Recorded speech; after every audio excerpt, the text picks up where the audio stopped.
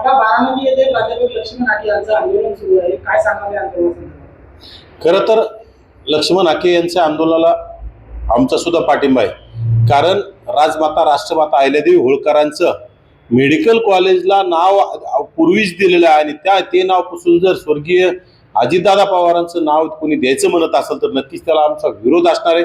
आणि आम्ही अजितदादा पवारांच्या नावाला कधी विरोध करणार नाहीत. परंतु राज्यामध्ये अनेक कॉलेजेस आहेत, अनेक साखर कारखाने आहेत, अनेक दूध डेअरी आहेत, अनेक सूतगिरण्या आहेत, त्याला तुम्ही अजितदादांचं नाव देऊ शकता.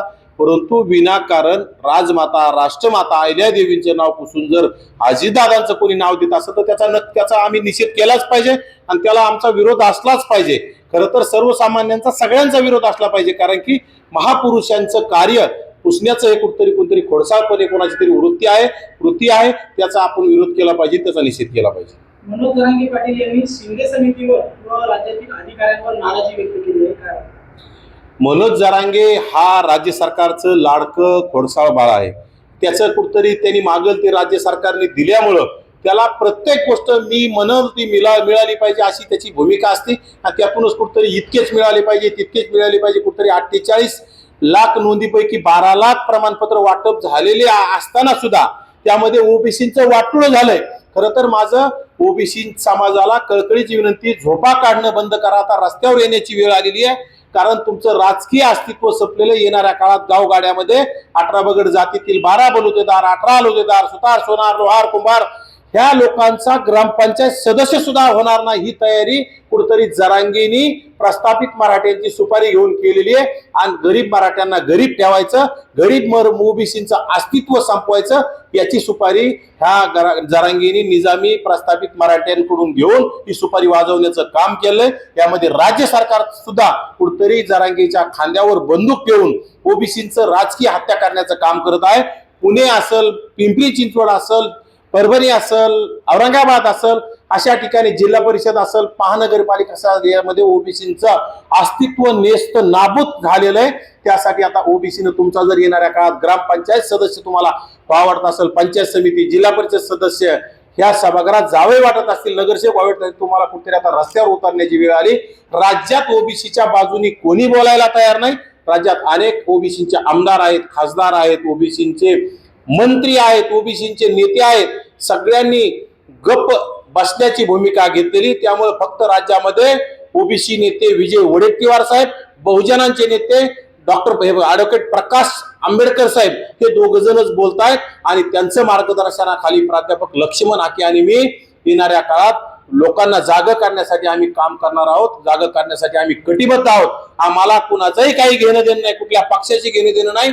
आम्हाला आमचं ओबीसीचं अस्तित्व टिकवण्यासाठी काम करायचंय. त्यासाठी आमची ओबीसी बांधवांना कळकळीची विनंती की आता जागं व्हा आणि रस्त्यावर येऊन कुठतरी आंदोलनाचा यलगार पुकारण्याची आता वेळ आहे. या राज्य सरकारला जाब विचारण्याची वेळ आहे. त्यासाठी आपण राज्य सरकारला जाब विचारण्यासाठी सज्ज व्हावं अशी कळकळीची विनंती आहे.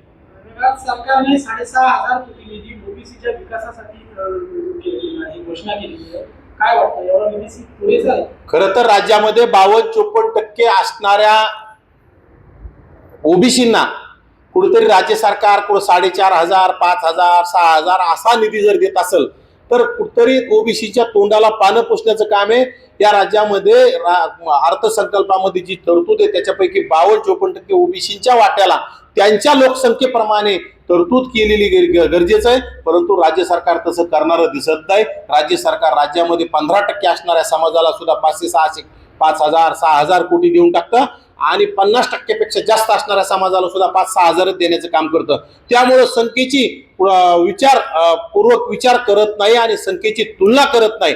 त्या फक्त ओबीसीच्या लोकांना पायाखाली दाबण्याचं काम हे राज्य सरकार करते. ओबीसी आमचा डीएनए म्हणून ओबीसीची मान कापण्याचं काम जर राज्य सरकार करत असेल तर राज्यातील ओबीसीने आता जागा झालं पाहिजे. शेवटचा प्रश्न जालन्याच्या पालकमंत्री पंकजा मुंडे यांनी डीपीटीसी मध्ये मंजूर केलेल्या कामांना औरंगाबाद खंडपीठाने स्थगिती दिली आहे. पालकमंत्री पंकजा मुंडे व जिल्हाधिकारी यांना नोटीस सुद्धा बजावली आहे. खरं तर या जिल्ह्यातील काही भ्रष्ट अधिकाऱ्यांनी पालकमंत्री आदरणीय पंकजाताई यांना अंधारात ठेवून कुठेतरी निर्णय घ्यायला सांगितले असतील. परंतु माझी या राज्याच्या नेत्या लोकनेते गोपीनाथरावजी मुंडे साहेबांच्या कन्या आमच्या भगिनी आदरणीय पंकजाताई मुंडे यांना कळकळीची विनंती की तुम्ही भ्रष्ट अधिकाऱ्यांच्या कुठेतरी सांगण्यावरून कुठल्याही फाईलवर सही करणं आता चुकीचं झालेलं आहे.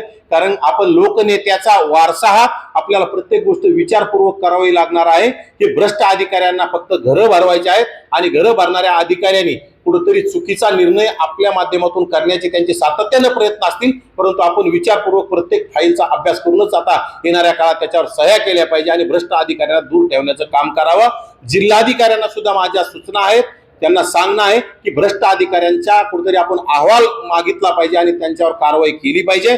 येणाऱ्या काळात असे भ्रष्ट अधिकारी ज्याप्रमाणे या जिल्ह्यामध्ये तलाट्या महसूल मधले बरेचसे अधिकारी घराचा रस्ता त्याला दाखवण्याचं काम केलं, तसं अनेक अधिकारी वेगवेगळ्या विभागामध्ये काम करतायत आणि भ्रष्टाचार करण्याचं काम करतात. त्या अधिकाऱ्यांना सुद्धा घरी पाठवण्यासाठी हे पालकमंत्री असतील आणि जिल्हाधिकारी असतील यांनी काम करावं अशी त्याला विनंती आहे.